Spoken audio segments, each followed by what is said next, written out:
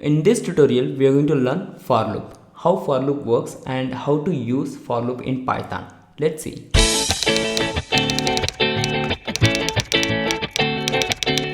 First, I want to introduce two inbuilt functions. First one is len function and the second one is range function. First, let's see what is len function.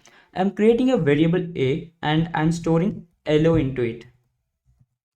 Now I want to find out the length of this word hello.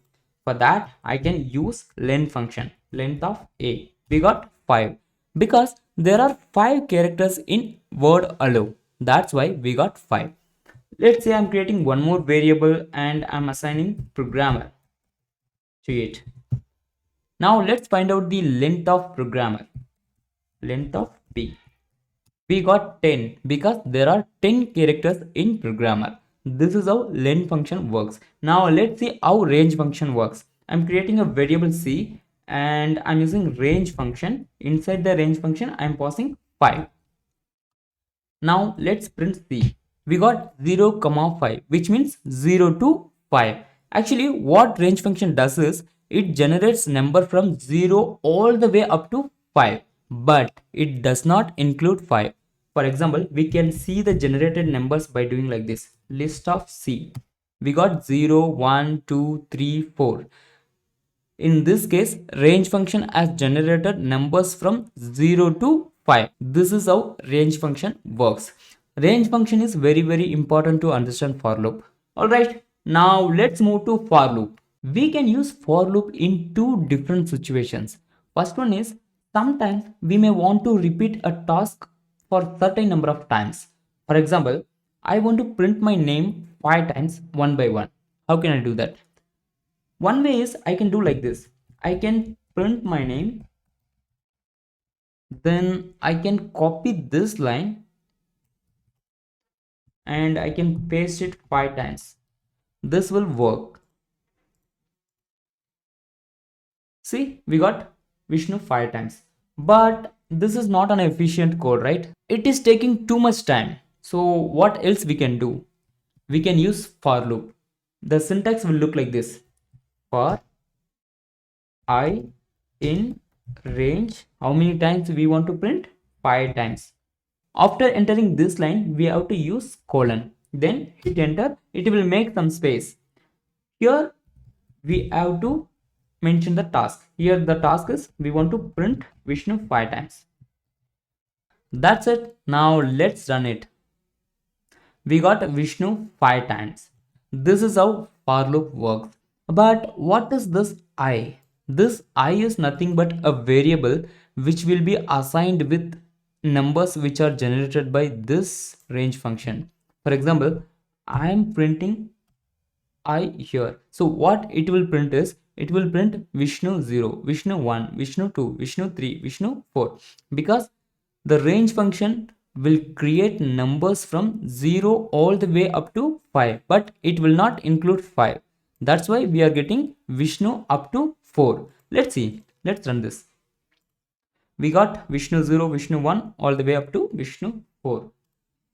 Each and every time I will be assigned with a new number which ranges from 0 to the given number. Now let's do some cool stuffs. Let's say I times dot. Alright, now let's run it. Cool, right?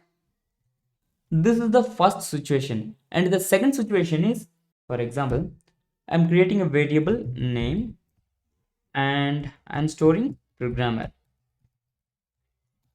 Now what I want to do is I want to take each and every character from the programmer and I want to print them one by one. For that I can use for loop. For I in name. Here we are not using range function. And here I want to print I. Here I is a variable which will be assigned with one character at a time. Let's run this. It will be clear for you. All the characters got printed one by one. This is the second situation. Now let's visualize this code.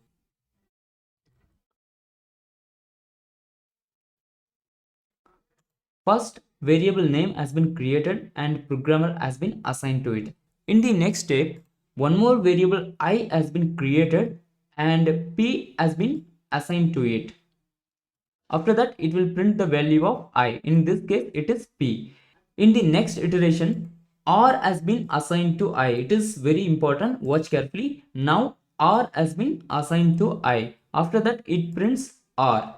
In the next iteration, O has been assigned to I. After that, it prints O. Then G has been assigned to I. Likewise, it will take all the characters one by one and it will print. This is how for loop works. I hope it is clear for you. Now let's see how we can use for loop in real time. In the last tutorial, we wrote this code. Actually, this is the code which is behind Facebook login page. Now let's see what this code does. Whenever we try to log in our Facebook account, it will ask us to enter our username and password. If we enter correct username and password, it will give access to our account. For example, I'm entering correct username and password. Let's see what we are getting. We got welcome to Facebook, which means we got access to our account. But whenever we do any mistake, for example, this time I'm entering wrong username and wrong password. We got error. Please check your username and password. After that, again it is asking us to enter our username. Again, if we enter wrong username and wrong password, again it will give error. Then again it will ask us to enter our username and password. This will continuously ask us to enter our username and password until we enter correct username and password. There is no end. Now I'm entering correct username and password. Now we got welcome to Facebook. But what actually Facebook does is after 3 or 4 attempts, it will block our Facebook account, right? How to do that? For that, we can use for loop. Here we are going to use for loop. First, let's clear this and let's make a simple program. I'm creating a variable password and I'm storing hello. Now the password is hello. After that, what we want to do is we want to get the input from the user. For that, I'm creating a one more variable, user input, or let's say user password. Okay, and here I'm using input function. Inside the input function, I'm entering, please enter your password. Please enter your password. After that, here we have to mention how many chances we want to give the user. For that, we have to use for loop. The syntax will look like this. For I in range, how many chances we want to give? 5 chances. After that, we have to use colon, then hit enter. It will make some space. Here we have to mention what should happen. After getting input from the user, we want to compare it with password. For that, we have to use if statement.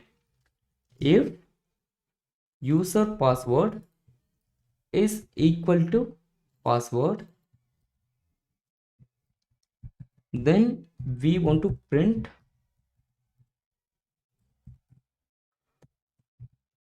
welcome to Facebook.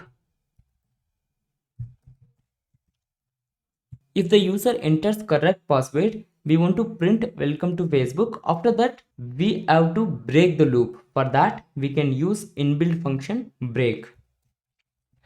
I will make a separate video on break, continue, pause. For now, just know that break function will break the loop.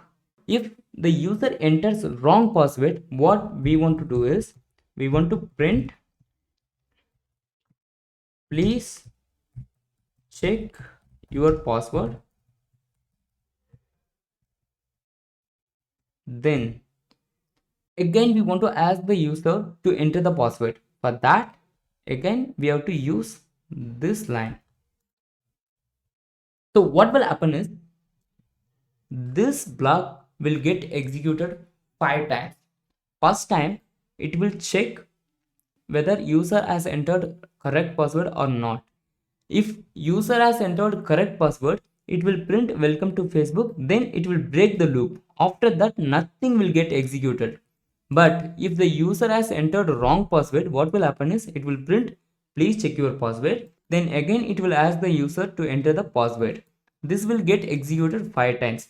After 5 iteration, what should happen is it should print your account has been blocked. Because if the user did not enter the correct password in all 5 attempts, we want to block the account. That is what we have mentioned here. Now let's run this code. It is asking us to enter our password. Now I am entering the correct password. Hello, we got welcome to Facebook.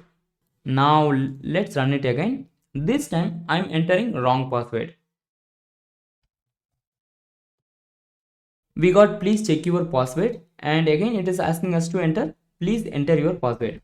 Attempt 1, attempt 2, attempt 3, attempt 4, attempt 5. Your account has been blocked. This is how we can use for loop in real time. That's it. That's all about for loop. In the next tutorial, we will discuss about list.